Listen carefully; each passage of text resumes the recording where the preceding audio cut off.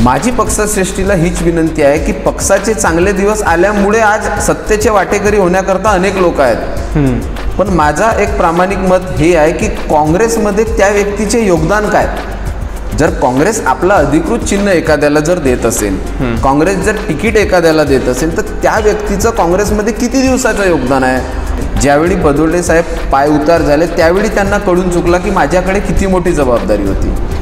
ज्या गोष्टी अपेक्षित असायला पाहिजे त्या गोष्टी राजकुमार बडोले साहेबांकडून घडताना कुठेच दिसल्या नाही. त्यांनी तर इंग्लंडमधील बाबासाहेब आंबेडकरांचं घरसुद्धा त्यावेळी विकत घेण्याचा प्रयत्न केला. बाबासाहेबांचं घर इंग्लंडमधला घेऊन तुमच्या आमच्या सर्वसामान्यांचे प्रश्न साहेब सुटणार नाही आहेत. तुम्ही म्हणता की चंद्रिका पुरे साहेबांचं पण कार्यकाळ बरोबर नाही. त्यांनी पण 5 वर्ष विकास कामे केली नाही. ती तर भाजप सरकारमध्ये सामीलच्या उद्देशाने झाले की अर्जुनी मोरगाव क्षेत्राचा विकास व्हावा आणि महाराष्ट्राचा विकास व्हावा. विकासाकरिता ते भाजपमध्ये सामील झाले, भाजप सरकारमध्ये सामील झाले. आता ते मोरगाव अर्जुनीच्या विकासाकरता गेले की स्वतःच्या विकासाकरता गेले, हा सर्वात मोठा प्रश्न तुमच्या आमच्या सर्वांच्या समोर आहे. कसा? अनेक गोष्टी आहेत. सत्ता हा स्वतःचा साम्राज्य निर्माण करण्याकरता केला जातो, असे अनेक उदाहरणं आम्हाला या मतदारसंघामध्ये दिसत आहेत. दोघांपैकी कोण बेटर, चंद्रिका पुरे साहेब आणि बडोले साहेब? दोनही तेवढेच आहेत. आता जो काँग्रेसचा उमेदवार निवडून येईल तो 15 वर्षाचा त्याला बॅकलॉग आम्हाला भरून काढावा लागेल. मग काँग्रेसच्या मुद्द्यावर तुम्ही कसे म्हणता? कारण इथं शरद पवार गटसुद्धा आहे आणि ही राष्ट्रवादीला मागील 15 वर्षापासून विधानसभा आहे आणि ह्या वर्षी शरद पवार गट का बरं इथं दबा आपला ठोकू शकत नाही? तिथले पण नेते आपला डावा ठोकतात, ते सुद्धा विधानसभेची तयारी करत आहेत. नाही, स्वतः निवडणुका डोळ्यासमोर ठेवूनच लोक समाजसेवक झालेले आहेत. चांगली गोष्ट आहे, समाजसेवा करत आहेत, पण निवडणुकीपुरताच. जेव्हा लक्षात आलं म्हणजे निवडणुका संपल्या तर ते लोकांना दरवाज्यावरही उभे नाही होऊ देतील.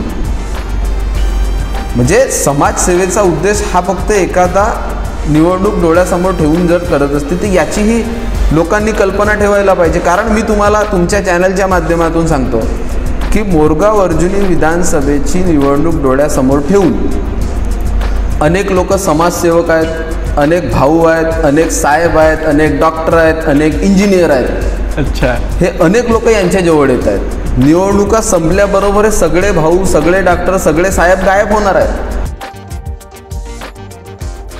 नमस्कार, मी संघर्ष उकरे आणि आपण पाहतात झकास मराठी. झकास मराठीवर आपण नेहमी वेगवेगळ्या विषयांच्या तळागाळात जाऊन चर्चा करत असतो. आपण नेहमी राजकारण आणि समाजकारणावर चर्चा करतो. मित्रांनो, संपूर्ण देशामध्ये लोकसभेच्या निवडणुका आटपल्या.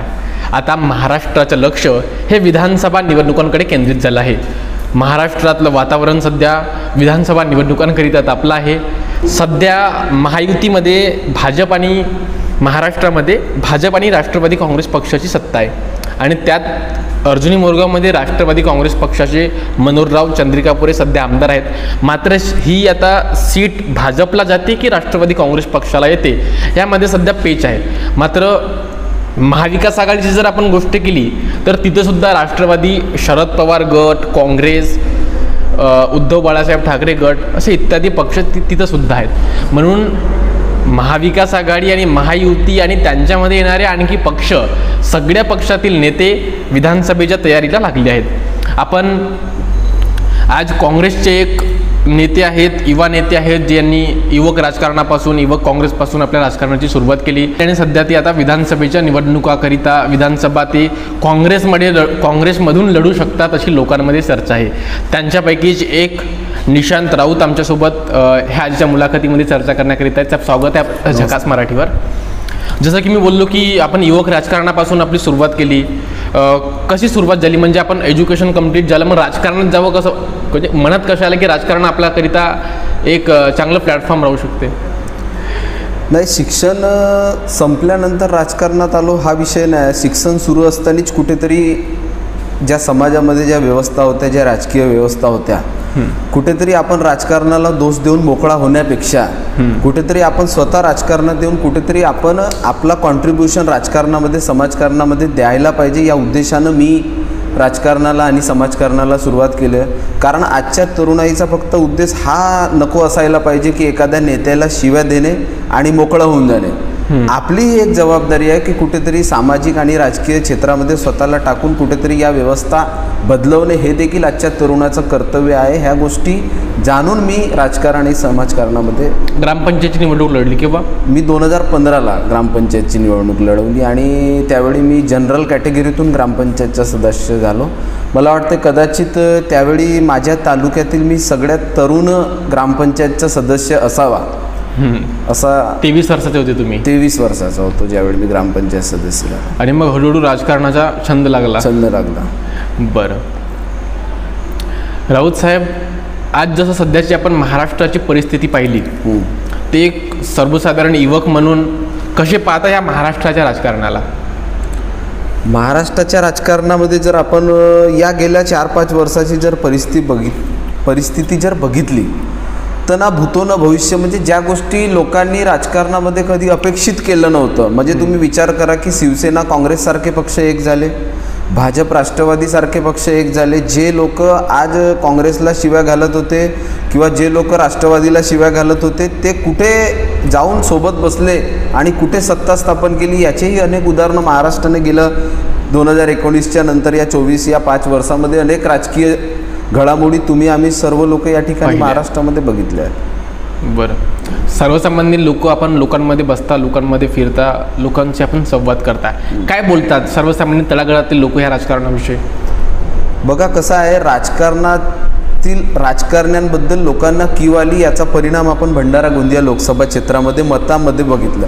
तुम्ही विचार करा की एकीकडे धनधनाढ्य शक्ती होती आणि दुसरीकडे काँग्रेसची आर्थिक स्थिती जरी कमजोर असली तरी लोकांनी मन बनवलं की आम्हाला यावेळी परिवर्तन पाहिजे आणि तो परिवर्तन लोकांनी मताच्या रूपाने दिलं आणि डॉक्टर प्रशांत पटोले यांना नानाभाऊ पटोले यांच्या नेतृत्वामध्ये निवडून पाठवलं. हा एक उत्तम उदाहरण. लोकांनी जर डिसाईड केलं तर लोक काहीही करू शकतात, हे आपण 2 महिन्यापूर्वी लोकसभेच्या निवडणुकीच्या निमित्तानं बघितलं आहे. बरं, आपण सध्या लोकसभा निवडणुकांनंतर आता विधानसभेची कुणाकडे लोकांचा कल आहे आपण नेहमी क्षेत्रातील लोकांना विचारत असतो. आपण जेव्हा सर्वसामान्य लोकांशी चर्चा करतो तर लोक म्हणतात की आता महाविकास आघाडी आणि महायुती सगळ्यांमध्ये पेच फसला आहे, मात्र काँग्रेसकडून निशांत राऊत हे उमेदवार होऊ शकतात असं काही लोकांचं म्हणणं आहे. काय आपली तयारी आहे विधानसभा निवडणूक लढण्याची?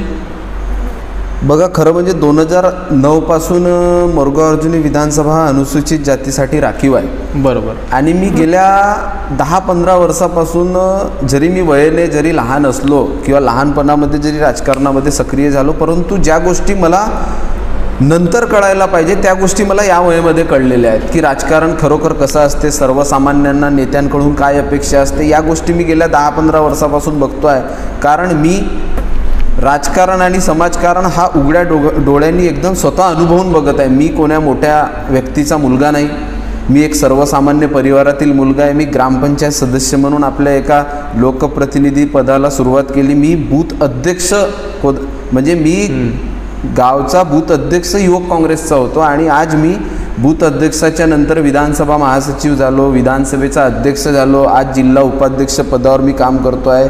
गोंदिया जिल्हा युवक काँग्रेसची प्रवक्ता पदाची जबाबदारी माझ्या खांद्यावर आहे. या गोष्टी मला एका दिवसामध्ये किंवा 2 दिवसामध्ये मिळाल्या नाही, या गोष्टीसाठी मला काही दशक वाट बघावं लागली. त्याच्यामुळे वरून एखादा व्यक्ती आला त्याला त्या गोष्टीचा अनुभव राहत नाही, पण ज्या गोष्टी आपण समाजामध्ये घुसून ज्या गोष्टी बघतो ना त्याचा एक वेगळा अनुभव असते आणि त्याची एक वेगळी राजकारणामध्ये मजबूती असते, असं मला गेल्या 10-15 वर्षामध्ये नक्कीच निदर्शनास आले. तयारी आहे आपली विधानसभा लढण्याची? बिलकुल तयारी आहे. जर पक्ष नेतृत्वाने जर माझ्यासारख्या तरुणावर, कारण तुम्ही विचार करा 25 वर्षाचा व्यक्ती जो भारतीय संविधानानुसार 25 वर्ष ज्याला पूर्ण आहेत तो लोकसभा लढू शकतो, 25 वर्ष ज्याला पूर्ण आहेत तो विधानसभा लढू शकतो. आपण अनेक लोकसभेमध्ये 25 वर्षाचे चेहरे बघितले आहेत, पण सर त्यांच्यामध्ये आणि माझ्यामध्ये हा फरक आहे की ते एखाद्या उद्योगपत्याचे मुलं आहेत, ते एखाद्या नेत्याचे मुलं आहेत आणि आम्ही सर्वसामान्यांची मुलं असल्यामुळे आम्हाला तो संघर्ष आमच्या वाट्याला थोडा जास्त आहे. मीच जर कुठेतरी एखाद्या नेत्याचा मुलगा असतो तर कुठेतरी तुम्हाला लोकसभेमध्ये किंवा विधानसभेमध्ये दिसलो असतो. असो, आपल्याला मेहनतीनुसार आज आपण तरी आपल्या पद्धतीनं पक्षाकडे मागणी करणार आहोत येणाऱ्या दिवसामध्ये. शेवटी पक्ष नेतृत्व आमच्यापेक्षा मोठा आहे, त्यांनी जो निर्णय दिला त्याच्यावर आम्ही ठाम राहू. पक्षाच्या निर्णयावर तुम्ही ठाम राहाल. तुमचं म्हणणं आहे की पक्षानं जर उमेदवारी दिली तर संधीचं सोनं करण्याची तुमची तयारी आहे. बिलकुल. आणि माझी एक प्रामाणिक पक्षाकडे मागणी ही आहे की पक्षाने खरोखर बघायला पाहिजे की कोण किती दिवसापासून पक्षामध्ये मेहनत करतो आहे, कोण किती दिवसापासून पक्षामध्ये आपलं. कारण तुम्हाला मी सांगू इच्छितो की आता जरी काँग्रेसला 2-3 महिन्यामध्ये चांगले दिवस जरी आले असले, सगळ्यांना माहीत आहे की अर्जुनी मोर विधानसभेवर काँग्रेसचा तिरंगा हा फडकणार आहे. म्हणून सगळ्यांचा कल काँग्रेसकडे आहे. परंतु माझी आपल्या माध्यमातून, आपल्या चॅनलच्या माध्यमातून माझ्या नेतृत्वाला मागणी आहे की ज्यावेळी काँग्रेसचे दिवस वाईट होते, काँग्रेसचे दिवस संघर्षाचे होते, त्यावेळी आम्ही संघर्ष केला, त्यावेळी आम्ही मेहनत घेतली. आज चांगले दिवस आले तर फळं चाकायला येणाऱ्यांची संख्या खूप आहे. इथं तर सध्या मेगाभरती सुरू आहे काँग्रेसमध्ये. मेगाभरती सुरू आहे. सर्व म्हणतात की आम्हाला उमेदवारी फायनल आहे. नाही, फायनल उमेदवारी तर अजूनही कोणालाच नाही आहे. कोणी कितीही जरी ओरडू सांगत असेल की आम्हाला उमेदवारी आहे, पण मला असं वाटत नाही की आज कोणालाही उमेदवारी फायनल आहे. कारण शेवटी राजकारणात सगळेच निर्णय हे शेवटच्या क्षणी होत असतात. शेवटच्या क्षणी उमेदवाराची माळ कोणाच्या गळ्यामध्ये काँग्रेसची पडेल ही काही सध्या मला असं वाटत नाही काही फिक्स आहे. काँग्रेसकडून कसा उमेदवार असावा म्हणजे पक्षश्रेष्ठीला म्हणजे काय सांगणं आहे की कसा उमेदवार यावर्षी अर्जुनी मोरगाव विधानसभा क्षेत्रातील लोक मागत आहेत? बघा, काँग्रेसचा उमेदवारी याच्यासाठी लोक मागत आहेत की सगळ्यांना माहीत आहे की काँग्रेसचा उमेदवार हा निवडून येणार आहे. कारण तुम्ही वातावरण जर अर्जुनी मोरगाव विधानसभेचं जर बघितलं तर लोकसभेच्या निवडणुकीमध्ये खूप जास्त प्रमाणात लीड ही उमेदवाराला अर्जुनी मोर विधानसभा क्षेत्रामधून आहे. आणि 15 वर्षापासून इथे पंजा नाही आहे. 2009 पासून ते 2024पर्यंत या ठिकाणी आमदार हा काँग्रेसचा नाही आहे. आणि अशा परिस्थितीमध्ये माझी पक्षश्रेष्ठीला हीच विनंती आहे की पक्षाचे चांगले दिवस आल्यामुळे आज सत्तेचे वाटेकरी होण्याकरता अनेक लोक आहेत. पण माझा एक प्रामाणिक मत हे आहे की काँग्रेसमध्ये त्या व्यक्तीचे योगदान काय. जर काँग्रेस आपला अधिकृत चिन्ह एखाद्याला जर देत असेल, काँग्रेस जर तिकीट एखाद्याला देत असेल, तर त्या व्यक्तीचं काँग्रेसमध्ये किती दिवसाचं योगदान आहे? 6 महिन्याचा आहे, वर्षभराचा आहे, 5 वर्षाचा आहे, किती वर्षाचा आहे? ज्या व्यक्तीने काँग्रेससाठी काम केलंच नाही त्याला जर काँग्रेस पक्ष जर उमेदवारी देईल, आमचे प्रांताध्यक्ष नानाभाऊ पटोले आहेत, ते उत्तम नेतृत्व त्यांचं आहे गेल्या 35-40 वर्षापासून. मला वाटते माणसं ओळखणं हे त्यांच्यापासून आपण सगळ्यांनी शिकणे फार गरजेचं आहे. पक्षामध्ये येणं जाणं हा सगळ्यांचा असतो, परंतु कोणता माणूस हा किती राबणारा आहे, किती मेहनत करणारा आहे, हा त्यांना आणि सगळ्या तालुक्यातील विधानसभा क्षेत्रातील कार्यकर्त्यांना याची कल्पना आहे. म्हणजे काय सुरू आहे अर्जुनी मोरगावच्या काँग्रेसमध्ये? लोक येत आहेत तर तुम्ही तर आनंदित व्हायला पाहिजे की आमचा पक्ष या ठिकाणी मजबूत होत आहे. नाही, तुमचं मत, तुमचं जो म्हणणं आहे तो एकदम योग्य आहे. परंतु जर इंटरनल अँटी इन्कम्बन्सी असली तर मग कसं का पक्ष वाढेल या ठिकाणी? अँटी इन्कम्बन्सी कुणाबद्दलच नाही आहे. पण तुम्ही विचार करा की ज्यावेळी मी तुम्हाला आताच बोलण्याच्या पूर्वी सांगितलं 2 मिनिटापूर्वी की ज्यावेळी पक्षाचे संघर्षाचे दिवस होते त्यावेळी पक्षाकडे कोणी ढुंकूनही बघत नव्हता. आज माहीत आहे की काँग्रेसचे अच्छे दिन येणार आहेत म्हणून सगळ्याची रांग लागली आहे. आज तुम्ही गेल्या 2-3 वर्षामध्ये जर बघितलं तर 2-3 वर्षामध्ये खूप लोकांचे प्रवेश झाले. वर्षभरातच पकडा, 2-3 वर्षाची गरज नाही. जर आपण एका वर्षाचं जर बघितलं, एका वर्षामध्येच खूप त्यांचा उद्देशच फक्त जर निवडणुका लढवणे असेल. माझा त्यांना प्रश्न आहे की उद्या जर पक्षाने त्यांना उमेदवारी दिली नाही तर त्यांचा काय स्टँड राहील याचंही त्यांनी भूमिका स्पष्ट करणे गरजेचे आहे. बरं, कोणकोणत्या मुद्द्यांवर ह्या वर्षी अर्जुनी मोरगावची निवडणूक होणार आहे? बघा, मुद्दे तर कितीही जरी विकास पुरुष काही असले, काही बोलत असले कोणी, तरी मुद्दे हे न संपणारे असतात. कारण लोकांच्या अपेक्षा, सर्वसामान्यांच्या अपेक्षा ह्या कधी संपत नाही. कोणा इथला विकास पुरुष? विकास पुरुष स्वतः दावे करतात. विकास पुरुष कोणीच नाही. विकास पुरुष कोण आहे हा लोकांनी ठरवावा. मी विकास पुरुष आहे असं एकही नेत्याने बोलावं नाही, कोणी आमदाराने बोलू नये, कोणी बोलू नये. तुम्ही विकास पुरुष आहात की तुम्ही भकास पुरुष आहात ही लोकांनी डिसाईड करावं. तो लोकांचा निर्णय आहे. कारण आपण लोकशाहीमध्ये असतो.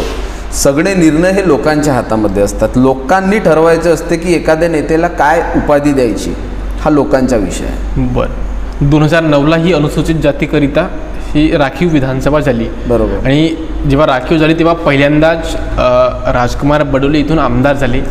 5 वर्ष आमदार राहिले. आणि 2014ला पुन्हा त्यांनी भाजपकडून निवडणूक लढवली आणि ते कॅबिनेट मंत्री झाले आणि गोंदियाचे पालकमंत्री झाले. बरोबर. कसे पाहता राजकुमार बडोले साहेबांचा 10 वर्षाचा कार्यकाळ आणि मग ते सोबत मंत्रीपद? नाही, बडोले साहेबांबद्दल किंवा कोणत्याही नेत्याबद्दल चुकीच्या बोलणे आणि तो खराब आहे आणि मी चांगला आहे हे आमचा मूळ स्वभाव नाही आहे. पण 2009 ते 2019चा जो बडोले साहेबाचा 10 वर्षाचा आमदारकीचा आणि मंत्रिमंडळाचा कार्यकाळ होता तो आम्ही आपल्या उघड्या डोळ्यांनी बघितला आहे. आम्ही शेवटी इथलेच आहोत. सगळ्या गोष्टी आमच्या डोळ्यासमोर झाल्या, सगळ्या राजकीय परिस्थित्या, सगळ्या सामाजिक परिस्थित्या. बडोले साहेब म्हणजे तुम्ही विचार करा की जो खाता अत्यंत महत्त्वाचा आहे, सामाजिक न्याय राज्यातील सर्वात महत्त्वपूर्ण खात्यांपैकी एक खातं म्हणजे हा सामाजिक न्याय. आणि तो सामाजिक न्याय खात्याचे कॅबिनेट मंत्री, जे मला वाटते कदाचित बडोले साहेबांनी किंवा सडक-हर्जुनी तालुक्यातील कुठल्याही व्यक्तींनी या गोष्टीची अपेक्षा केली नव्हती, तेवढा मोठा खाता बडोले साहेबांच्या वाट्याला आला. परंतु माझा प्रामाणिक एक मत आहे की बडोले साहेब त्या पदाला न्याय देऊ शकले नाही. ज्यावेळी बडोले साहेब पायउतार झाले त्यावेळी त्यांना कळून चुकला की माझ्याकडे किती मोठी जबाबदारी होती.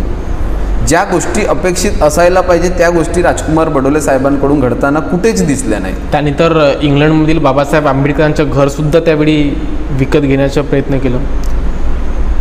बाबासाहेबांचं घर इंग्लंडमधला घेऊन तुमच्या आमच्या सर्वसामान्यांचे प्रश्न साहेब सुटणार नाही आहेत. जर बडोले साहेबांनी इंग्लंडचं घर घेण्याचे, मग सडक-अर्जुनी जर हा तुमचा मतदारसंघ असला तर सडक-अर्जुनी या ठिकाणी साधा बौद्धविहारही नाही आहे ना. तुम्ही इंग्लंडचा बाबासाहेबांचा जरी घर घेत असाल हे मान्य आहे, पण सडक-अर्जुनीमध्ये साधा बौद्धविहारही नाही आहे. याच्यावरही चर्चा होणे फार गरजेचं आहे. बौद्धविहार एकही नाही आहे, साधारणच आहे. तुम्ही 1-2 करोडची निधी देऊन एखादा बौद्धविहार स्थापित करू शकत होते, ते झाले नाही. 15 वर्षापासून या ठिकाणी अनुसूचित जातीचे बौद्धिस्ट आमदार आहेत, परंतु साधा सडक-अर्जुनीमध्ये मोठा बौद्धविहारही नाही जिथे 200-400 लोक राहू शकतात, म्हणजे काही कार्यक्रम घेऊ, अशी परिस्थिती आहे. मग समाजाने तुमच्याकडे काय नेतृत्व बघावं, काय बघावं तुमच्याकडे? 10 वर्ष त्यांनी कामं केली नाही. माझाच मी त्यांच्यावर बोलण्यापेक्षा सर्वसामान्यच लोक त्यांच्यावर बोलतील. बरं, कारण ह्या गोष्टी आम्हाला रोजच्या वागण्यातून बघण्यातून दिसत आहे. तुम्ही होता काँग्रेसमध्ये आणि ते होते भाजपमध्ये. हो, तर भाजपमध्ये 2019ला राष्ट्रवादी आणि तुमचं काँग्रेसचं गठबंधन होतं. त्याला बडोले साहेब चालत नाही म्हणून तुम्ही मनोज चंद्रिकापुरे साहेबांना निवडून दिलं. सांगा आता काय आहे? 2019 ते 2024 तुम्ही निवडून दिलं ना त्यांना. हे तर त्यांच्यापेक्षाही हुशार निघले. बडोले साहेबांपेक्षा हुशार निघाले. म्हणजे बडोले साहेबांपेक्षाही चंद्रिकापुरे साहेब जास्त हुशार निघले. ज्या अपेक्षा चंद्रिकापुरे साहेबांकडून लोकांच्या होत्या, म्हणजे चंद्रिकापुरे साहेब कृषी विभागाचे सुपर क्लास 1 अधिकारी होते. त्यांचा नेहमी शेतीवर, कृषीवर आणि सर्वसामान्यांवर बोलणं होता. ज्यावेळी ते आमदार निवडून आले त्यावेळी कृषी हा शब्द आणि शेती हा शब्द 5 वर्ष त्यावर ते बोलायलाच तयार नाही. ज्या अपेक्षेनं लोकांनी बडोले साहेबांना हटवून चंद्रिकापुरे साहेबांना आमदार बनवलं, तर मला असं वाटत नाही की त्या अपेक्षा लोकांच्या पूर्ण झाल्या. आणि मी तुम्हाला सांगतो, 15 वर्षापासून अर्जुनी मोरगाव जो विधानसभा आहे त्या ठिकाणी 10 वर्ष भारतीय जनता पक्षाचे आमदार आहेत, आता 5 वर्ष राष्ट्रवादीचे आमदार आहेत. परंतु सर्वसामान्यांच्या मनावर राज्य करणारं नेतृत्व 15 वर्षापासून मोरगाव अर्जुनी विधानसभामध्ये भेटला नाही, असा माझा सरळ आणि स्पष्ट आरोप आहे. याचं कारण असं, बडोले साहेबांचा पिंड राजकारण नाही. त्यांना संधी मिळाली, त्या संधीचे ते सोने करू शकले नाही. चंद्रिकापुरे साहेब हे सुपर क्लास 1 अधिकारी होते, त्यांचाही पिंड राजकारण आणि समाजकारण आहे. जो सर्वसामान्यांमधून कधी गेलाच नाही, ज्यानं सर्वसामान्यांचे प्रश्नच बघितले नाही, जो कार्यकर्त्यातून नेता घडलाच नाही, तो काय सर्वसामान्यांच्या प्रश्नाला न्याय देईल? म्हणून 15 वर्षापासून आमचा जो मतदारसंघ आहे तो निश्चित स्वरूपात पोरका आहे. 15 वर्ष आमचा विधानसभा क्षेत्र हा मागे गेला असा माझा स्पष्ट या दोन्ही नेत्यांवर आरोप आहे. आणि म्हणून येणाऱ्या दिवसांमध्ये जर कार्यकर्त्याला आमचा पक्ष न्याय देईल तर त्या गोष्टी ज्या 15 वर्षीचे ज्या उणिवा आहेत त्या निश्चित स्वरूपात आम्ही भरून काढू 2024 ते 2029मध्ये. तुम्ही म्हणता की चंद्रिकापुरे साहेबांचं पण कार्यकाळ बरोबर नाही, त्यांनी पण 5 वर्ष विकास कामे केली नाही. ती तर भाजप सरकारमध्ये सामीलच्या उद्देशाने झाले की अर्जुनी मोरगाव क्षेत्राचा विकास व्हावा आणि महाराष्ट्राचा विकास व्हावा, विकासाकरिता ते भाजपमध्ये सामील झाले, भाजप सरकारमध्ये सामील झाले. आता ते मोरगाव अर्जुनीच्या विकासाकरता गेले की स्वतःच्या विकासाकरता गेले, हा सर्वात मोठा प्रश्न तुमच्या आमच्या सर्वांच्या समोर आहे. कसा? अनेक गोष्टी आहेत. सत्ता हा स्वतःचा साम्राज्य निर्माण करण्याकरता केला जातो असे अनेक उदाहरणं आम्हाला या मतदारसंघामध्ये दिसत आहेत. तुम्ही हाही विचार करा की ज्या शरद पवार साहेबांनी पार्टी स्थापन केली 1999ला राष्ट्रवादी, त्या राष्ट्रवादीच्या अधिकृत चिन्हावर तुम्ही लढले आणि तुम्ही दुसऱ्या पक्षामध्ये गेले, तर तुम्ही त्या तिकीट देणाऱ्याशीनच प्रामाणिक जर नसाल तर तुम्ही काय मतदारसंघाच्या लोकांशी प्रामाणिक राहाल? हा सरळ साधा प्रश्न आहे माझ्यासारख्या कार्यकर्त्यांचा त्यांना. ते तर म्हणतात की आजपर्यंत एकही आमदाराने एवढे विकास कामं केली नाही, ते तेवढी त्यांनी करून दाखवलं. कुठे दाखवत आहे? तुम्ही मला नका विचारू, तुम्ही सर्वसामान्य विचारा. मी काँग्रेसचा कार्यकर्ता आहे तर कदाचित कोणाला वाटेल की हा काँग्रेसबद्दल बोलतोय, पण तुम्ही सर्वसामान्य लोकांमध्ये जर गेले आणि आमदार मनोहर चंद्रिकापूर यांचं काम सांगा म्हणलं तर लोक सांगतील तुम्हाला, त्यांच्या कामाची पावती देतील. शून्य पावती आहे. दोघांपैकी कोण बेटर, चंद्रिकापूर साहेब आणि बडोले साहेब? दोनही तेवढेच आहेत. आता जो काँग्रेसचा उमेदवार निवडून येईल तो 15 वर्षाचा त्याला बॅकलॉग आम्हाला भरून काढावा लागेल. मग काँग्रेसच्या उमेदवार तुम्ही कसे म्हणता? कारण इथं शरद पवार गट सुद्धा आहे आणि ही राष्ट्रवादीला मागील 15 वर्षापासून विधानसभा आहे आणि ह्या वर्षी शरद पवार गट का बरं इथं दबा आपला ठोकू शकत नाही? तिथले पण नेते आपला डावा ठोकतात, ते सुद्धा विधानसभेची तयारी करत आहेत. नाही, शरद पवार गटाला भेटेल की काँग्रेसला भेटेल हा शेवटी महाराष्ट्र लेवल किंवा दिल्ली लेवलच्या नेतृत्वाचा प्रश्न आहे. पण या ठिकाणी जर तुम्ही मजबूती पक्षाची जर बघितली, बघा शरद पवार साहेबांचा पक्ष शेवटी अजित पवारकडे गेला आणि शरद पवार साहेबांचा पक्ष आता तुम्ही 2-3 दिवसापूर्वी जर बघितली तर त्यांच्या पक्षाला अधिकृत मान्यता मिळाली. आज शरद पवार साहेबांचा पक्ष जरी महाराष्ट्रामध्ये नव्याने जरी जोमानं फिरत असला आणि या ठिकाणी 2019मध्ये जरी राष्ट्रवादीचा उमेदवार असला, पण आजची जर पक्षीय बलाबल जर आपण परिस्थिती बघितली तर त्या परिस्थितीमध्ये काँग्रेस हा 95% आहे. म्हणजे काँग्रेसचा मतदार आहे. आज शरद पवार साहेबांच्या पक्षाला जोडवण्याकरता खूप कमीत कमी 5-10 वर्ष संघर्ष करावा लागेल त्याच्याशिवाय. आणि आज तुम्ही जर इथे बघितलं तर सरपंच सर्वात जास्त आमचे आहेत, ग्रामपंचायत सदस्य आमचे सर्वात जास्त आहेत, जिल्हा परिषद सदस्य आमचे सर्वात जास्त आहेत आणि इथे हा काँग्रेसचा बालेकिल्ला राहिलेला आहे. हा नानाभाऊ पटोले यांचा जुना मतदारसंघ आहे. लाखांदूर मतदारसंघ हा मोरगाव अर्जुनी पूर्वी लाखांदूरमध्ये व्हायचा, त्याच्यामुळे इथे काँग्रेसचा मतदार जास्त आहे. त्याच्यामुळे मला असं वाटतं ती लोकसभेला लोकांनी दाखवून दिलं, ती लोकसभेला लीडमधून लोकांनी दाखवून दिलेलं आहे. बरं, तर शरद पवार गटाकडे हा क्षेत्र यावर्षी जाणार नाही? मला तर वाटत नाही की पक्ष नेतृत्व शरद पवार गटाकडे हा देईल, कारण काँग्रेसचा हा बालेकिल्ला आहे. मागच्या वेळेसची परिस्थिती वेगळी होती, परंतु पक्ष नव्याने स्थापित झालेला आहे. शेवटी आता राष्ट्रवादी पक्ष शरदचंद्र पवार आणि फक्त राष्ट्रवादी, आता शरदचंद्र पवार हा नाव ॲड झाल्यामुळे पक्षच नवीन आहे. पक्ष नवीन आहे म्हणजे तुतारी यावर्षी इथं वाजणार नाही? मला तर नाही वाटत तुतारी वाटत. हाताचा पंजाच या ठिकाणी यावर्षी काम करेल असं मला वाटतं. तुम्हाला वाटते? महाराष्ट्रामध्ये महाराष्ट्र शासन विविध प्रकारच्या योजना राबवते, त्यामध्ये मुख्यमंत्री सहायता निधीमध्ये लोकांच्या शेतकऱ्यांच्या बँक खात्यात डायरेक्ट पैसे येतात. आता नवीन योजना आली माझी लाडकी बहीण, मुख्यमंत्री माझी लाडकी बहीण योजना, त्यामध्ये तर सर्व महिलांना, गरीब महिलांना 1500 रुपये सरळ त्यांच्या बँक अकाउंटमध्ये जाणार आहे असे सरकार म्हणत आहे. इतर लोककल्याणकारी योजना राबवत आहेत तसे सरकारचे लोक म्हणत आहेत. मग ह्या सगळ्या याच्यामध्ये विरोधक म्हणून काँग्रेस पक्ष किंवा कसा सामना करू शकेल? ह्या योजनांचा फायदा लोकांना काय भेटत नाही का? नाही, शासनाने जी योजना आखलेली आहे माझी लाडकी बहीण, ही योजना जरी चांगली असली, हे योजनेचा आमच्या माता भगिनींना जरी फायदा होत असला, तरी पण आमचा विरोधक म्हणून हा एक प्रश्न आहे की ही योजना आता चुनावाच्या 2 महिन्यापूर्वीच का आखण्यात आली? हाही प्रश्न महिला विचारत आहेत. जर त्यांना कदाचित 1.5-2 वर्षापूर्वी जर ही योजना लागू केली असती तर 1.5-2 वर्षामध्ये माझ्या माता भगिनींच्या खात्यामध्ये जास्त पैसे जमा झाले असते ना. म्हणजे तुम्ही फक्त माता भगिनींना चुनाव लक्षात ठेवून तुम्ही भडकवण्याचे काम करतात की आम्ही काहीतरी देत आहोत. तुम्ही हीच योजना वर्षभरापूर्वी आणली असती तर कुठेतरी महिलांना वाटलं असतं की नाही सरकार महिलांकरता पॉझिटिव्ह आहे. पण तुम्ही इलेक्शनच्या जसा आचारसंहिता, तुम्हाला आणखी सांगतो, आचारसंहिता लागण्याच्या 5-10 दिवसापूर्वी एका वेळेस 2-3 महिन्याचे कदाचित पैसे जमा होऊ शकतात. म्हणजे सरकारला वाटते, सरकारला असं वाटते की आम्ही या राज्यातील महिलांना विकत घेऊ शकतो, परंतु या राज्यातील महिला ही सक्षम आहे. ही सरकारच्या कोणत्याही छोट्या मोठ्या चुकीच्या गोष्टींवर आपलं मन डायव्हर्ट करणार नाही आणि ज्या गोष्टी चुकीच्या या 5 वर्ष 10 वर्षामध्ये घडल्या ते निश्चित स्वरूपात 2024च्या निवडणुकीमध्ये दाखवून देईल. कारण तुम्ही जर लोकसभेचा निकाल बघितला तर लोकसभेमध्ये काँग्रेस पक्ष हा महाराष्ट्रात नंबर 1चा पक्ष आहे आणि तोच नंबर 1चा पक्ष विधानसभेमधील देखील काँग्रेस राहील ही आम्हाला खात्री आहे. महिलांकरिता ते म्हणजे योजना महिला त्याच्या बळी पडणार नाही योजनेच्या नाही.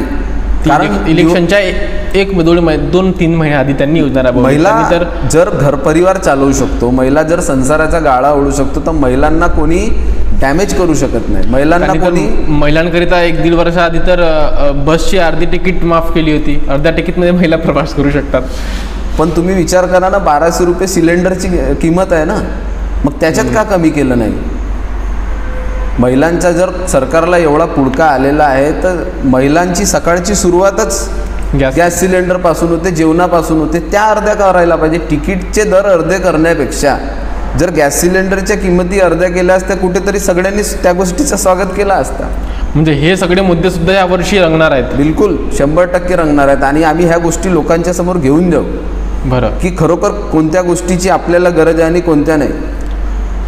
सरकार म्हणजे महाविकास आघाडीची यावर्षी महाराष्ट्रामध्ये बनवायची. निश्चित 100% बनेल. आणि मुख्यमंत्री कोणाला बनवायचं आहे मग? आता मुख्यमंत्री कोण बनेल हा बोलण्याजोगा मी एवढा मोठा कार्यकर्ता नाही आहे, एवढा मोठा नेता नाही आहे. इच्छा काय मनामध्ये कोण बनले पाहिजे? नाही, कोण बनले पाहिजे ही गोष्ट आता माझ्या इच्छेनुसारच आहे.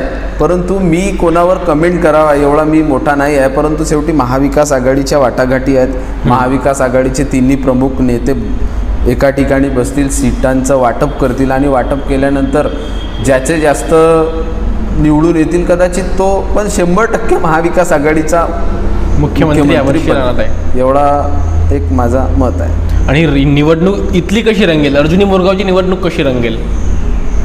बघा, इथली निवडणूक म्हणजे तुम्हाला सांगतो, गेल्या 15 वर्षांपासून जो आमदार लोकांना अपेक्षित पाहिजे, म्हणजे लोकांच्या मनावर जर आपल्याला राज्य करायचं असेल, लोकांना जर आपल्याला आपल्याला वाटते की लोकांनी आपल्याला डोक्यावर उचलायला पाहिजे, तर पूर्वी आपल्याला लोकांना डोक्यावर उचलावं लागते. हा संघर्ष इथल्या आमदारांच्या वाट्याला कधीच नव्हता. यांनी कधी दऱ्या उचलल्या नाही, यांनी कधी खुर्च्या लावल्या नाही, यांनी कधी एखाद्या नेत्याचे बॅनर लावले नाही. हे वरून पडलेले नेते आहेत. त्याच्यामुळे 15 वर्षापासून आमचा मतदारसंघ मागे गेलेला आहे. अर्जुनी मोर विधानसभेचा न्याय किंवा अर्जुनी मोर विधानसभेतील क्षेत्रातील जनतेला न्याय तेव्हाच भेटेल जेव्हा कार्यकर्ता हा आमदार बनेल आणि कार्यकर्त्यालाच काँग्रेस पक्ष तिकीट देईल, अशी माझी पक्ष नेतृत्वाकडे मागणी आहे आपल्या माध्यमातून. काँग्रेस कारण तुम्ही गेल्या 6 महिने वर्षभरापासून तुम्ही इथेच राहता, तुम्हालाही माहीत आहे की फक्त निवडणुका डोळ्यासमोर ठेवूनच लोक समाजसेवक झालेले आहेत. चांगली गोष्ट आहे, समाजसेवा करत आहेत, पण निवडणुकीपुरताच. जेव्हा लक्षात आलं म्हणजे निवडणुका संपल्या तर ते लोकांना दरवाज्यावरही उभे नाही होत येतील. म्हणजे समाजसेवेचा उद्देश हा फक्त एखादा निवडणूक डोळ्यासमोर ठेवून जर करत असते तर याचीही लोकांनी कल्पना ठेवायला पाहिजे. कारण मी तुम्हाला तुमच्या चॅनलच्या माध्यमातून सांगतो की मोरगाव अर्जुनी विधानसभेची निवडणूक डोळ्यासमोर ठेवून अनेक लोक समाजसेवक आहेत, अनेक भाऊ आहेत, अनेक साहेब आहेत, अनेक डॉक्टर आहेत, अनेक इंजिनियर आहेत. अच्छा, हे अनेक लोक यांच्याजवळ येत आहेत. निवडणुका संपल्याबरोबर हे सगळे भाऊ, सगळे डॉक्टर, सगळे साहेब गायब होणार आहेत. याची पण काळजी कार्यकर्त्यांनी, नेत्यांनी आणि सर्वसामान्य लोकांनी ठेवायला पाहिजे. कारण हे फक्त निवडणुकीपुरतं आहेत. म्हणजे 15 वर्षाच्या ह्या कार्यकाळाला आता काँग्रेस यावर्षी न्याय देणार आहे. 100% न्याय देईल. आता फक्त काँग्रेसने चांगल्या माणसाला न्याय देणे तेवढेच गरजेचं आहे. आणि काँग्रेसच्या इथून आमदार यावर्षी होणार आहे. बिलकुल होईल, 100% होईल. पण काँग्रेस पक्षाला, माझी पक्ष नेतृत्वाला आपल्या माध्यमातून विनंती आहे की काँग्रेस पक्षाने तळागाळातील कार्यकर्त्याला न्याय द्यावा. कारण वरून आलेला नेता जर हा आमचा नेता बनला तर तो आणखी, जसा मी तुम्हाला 15 वर्षाचा सांगतो, तो 20 वर्षावर चालला जाईल. म्हणून काँग्रेस पक्षाचं नेतृत्व आमचे नानाभाऊ पटोले महाराष्ट्राचे प्रांताध्यक्ष आहेत, त्यांचा जुना मतदारसंघ आहे. त्याच्यामुळे मला असं वाटत नाही की या ठिकाणी अन्याय होईल. या ठिकाणी कार्यकर्त्यालाच उमेदवारी भेटेल आणि तो उमेदवार 100% काँग्रेसचा तिरंगा अर्जुनी मोर विधानसभेवर 15 वर्षाच्या नंतर फडकणार आहे. काँग्रेसचा झेंडा फडकणार आहे. बिलकुल फडकणार. डन. डन. लॉक करून द्यायचं. Lock lock lock. चला लॉक. तर महाराष्ट्राचे प्रांताध्यक्ष नाना पटोले ह्या ठिकाणी सर्वसामान्य तळागाळातील कार्यकर्त्याला त्याच्या कामाची पावती म्हणून ह्या वर्षी विधानसभेची उमेदवारी देणार आहेत आणि नक्कीच तो काँग्रेसचा उमेदवार ह्या विधानसभा क्षेत्रामध्ये काँग्रेसचा झेंडा फडकवणार आहे असे काँग्रेस पक्षाच्या जिल्ह्याचे युवक काँग्रेसचे उपाध्यक्ष निशांत राऊत यांचं म्हणणं आहे. संपूर्ण ह्या विधानसभेविषयी महाराष्ट्राच्या राजकारणाविषयी यांनी आपले मत प्रकट केले. कशा प्रकारे या विधानसभा क्षेत्रामध्ये स्पेशली जेव्हापासून की अनुसूचित जातीमध्ये हे जेव्हा विधानसभा राखीव झाली 2009 पासून ते आता 15 वर्ष आता आहे. कशा प्रकारे इथलं राजकारण कुणाच्या अवतीभोवती फिरलं, कशा प्रकारे झालं, काय विकास कामे ह्या 15 वर्षामध्ये झाली आणि एकूणच सर्वसामान्य लोक ह्या 15 वर्षाच्या कार्यकाळाला कसे पाहतात आणि समोर आता ह्या वर्षी सर्वसामान्य लोकांच्या मनात काय आहे, येथील लोकल नेत्यांच्या कार्यकर्त्यांच्या मनामध्ये काय आहे, यांच्या स्वतःच्या मनात काय आहे आणि सगळ्या भावना ह्या ठिकाणी आज व्यक्त केल्या. अर्जुनी मोरगाव विधानसभा क्षेत्राचा आमदार कोण होईल, नक्कीच याकडे संपूर्ण जिल्ह्याचं आणि महाराष्ट्राचं लक्ष यावर्षी राहील. स्पेशली कुणाच्या कोट्यात कुणाच्या खात्यात, कारण महायुती आणि महाविकास आघाडी दोघांमध्ये 3 पक्ष आहेत, आणखी काही पक्ष आहेत. कुणाच्या खात्यात जाते हा सगळ्यात मोठा प्रश्न आहे आणि जेव्हा ही उमेदवारी होईल तेव्हापासूनच खरी ही उमेदवाराला तयारीला संधी मिळेल, कारण आता सगळं कन्फ्युजन आहे. मात्र यांनी आपल्या मनातील भावना, यांच्या मनात काय आहे, काँग्रेसविषयी यांचा काम आहे. 23व्या वर्षापासून हे राजकारणामध्ये ग्रामपंचायत सदस्यापासून ते आज युवक काँग्रेसचे उपाध्यक्ष म्हणून काम करत आहेत. शेवटपर्यंत आजची ही मुलाखत पाहिली त्याबद्दल सर्व प्रेक्षकांचे सुद्धा आभार, मनापासून धन्यवाद.